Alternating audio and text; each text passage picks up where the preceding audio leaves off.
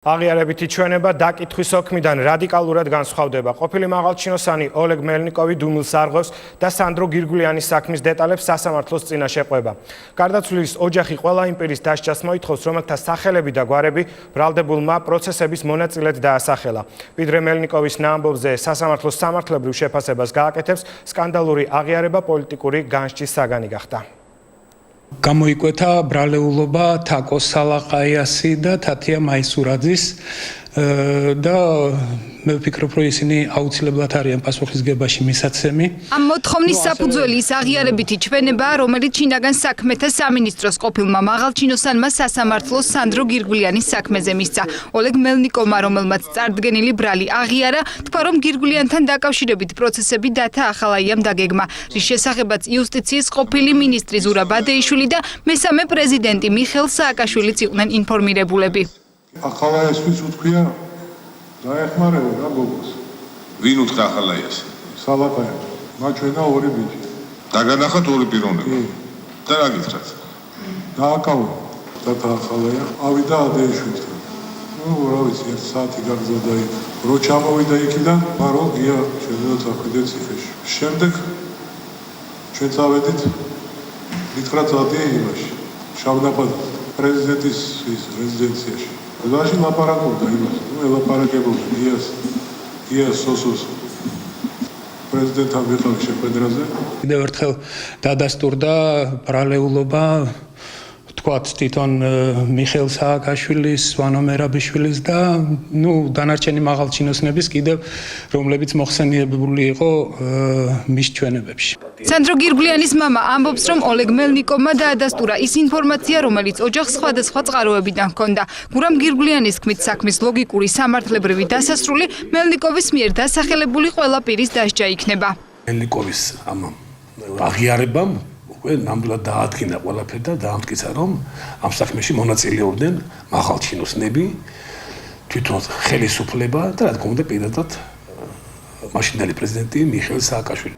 თანაგუნდელების დანაშაულში მამხილებელ ჩვენებას უნდობლობას უცხადებენ ნაციონალურ მოძრაობაში. საპარლამენტო ოპოზიციის წევრები ამბობენ, რომ მელნიკოვის აღიარება პროკურატურამ ზეწოლის პირობებში მოიპოვა და ამისთვის უწყებამ ბრალდებულის ოჯახი გამოიყენა.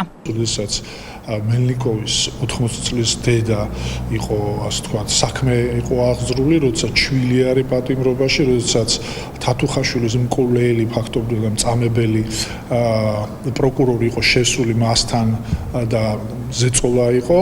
ამ ფონზე ცოტა ძნელია ვილაპარაკოთ, ასე ვთქვათ, ჩვენების მართებულობაზე და სანდოობაზე. სკანდალური თუ ვინმესთვის იქნება და ამას ძალიან მალე დრო აჩვენებს, იქნება პროკურატურისთვის და ამ ხელისუფლებისთვის.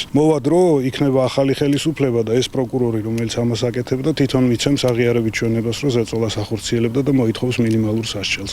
პოლიტიკური ოპონენტების ბრალდებას სიცრუეს უწოდებს მთავრობის მეთაური და მიესალმება ყველა იმ ადამიანის გადაწყვეტილებას, ვინც გამოძიებას სიმართლის დადგენაში დაეხმარება. ნაციონალურ მოძრაობას მართველი გუნდის წევრებმა დღეს სტრასბურგის სასამართლოს გადაწყვეტილებად შეახსენეს.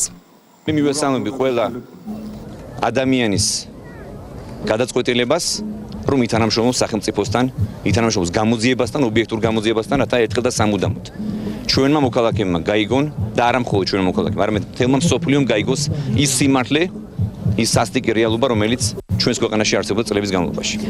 ეს არის ჩემი პასუხი, დანარჩენი მე არ მინდა რომ უპასუხო და რაიმე კომენტარი გავაკეთო იმ სრულ ბრალდებებზე, რომელიც ჩვენ ყოველთვის გვესმის ოპონენტებისგან. ეს არის ვალდებულება სხვადასხვა, რომელიც იურიდიულადაც დაგვაკისრა ჩვენ ადამიანის უფლებათა ევროპულმა სასამართლომ, რომელმაც პირდაპირ თქვა, რომ პრეზიდენტი, მთავრობა, სასამართლო, პარლამენტი, პროკურატურა ყველა იყო შეკრული იმისთვის, რომ დამნაშავებს არ ეგოთ პასუხი. გახდება თუ არა ოლეგ მელნიკოვის ჩვენება მიხეილ სააკაშვილისა და ზურაბ ბადეიშვილისთვის ბრალის დამძიმების მიზეზი გამოძიებამ უნდა დაადგინოს. თუმცა ყოფილი მაღალჩინოსნების ადვოკატი დღეს ამბობს, რომ ამისთვის სამართლებრივი საფუძვლები არ არსებობს.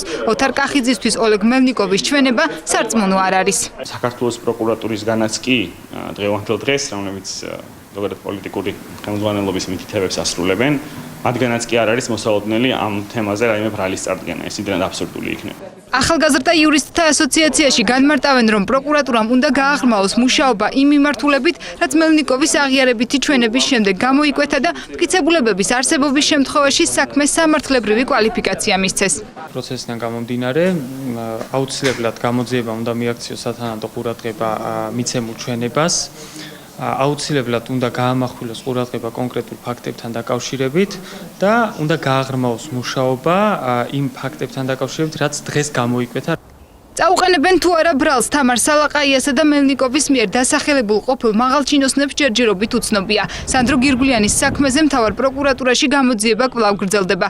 საგამოძიებო უწყებას ვანო მერაბიშვილის მეუღლე დაკითხვაზე რამდენჯერმე ყავდა დაბარებული და ის სასამართლოში დასაკითხ როგორც დაცვის, ასევე პროკურატურის მოწმეთა სიაშიცაა. თაკო სალაყაიას ადვოკატი დღეს მისი დაცვის ქვეშ მყოფის ინტერესებზე არ საუბრობს. ის სამართლებრივ განმარტებებს ოლეგ მელნიკოვის დაკითხვის დასრულების შემდეგ გააკეთებს. ბრალდებულის შემდეგი მოსმენა თბილისის საქალაქო სასამართლოში 18 აგვისტოსაა ჩანიშნული.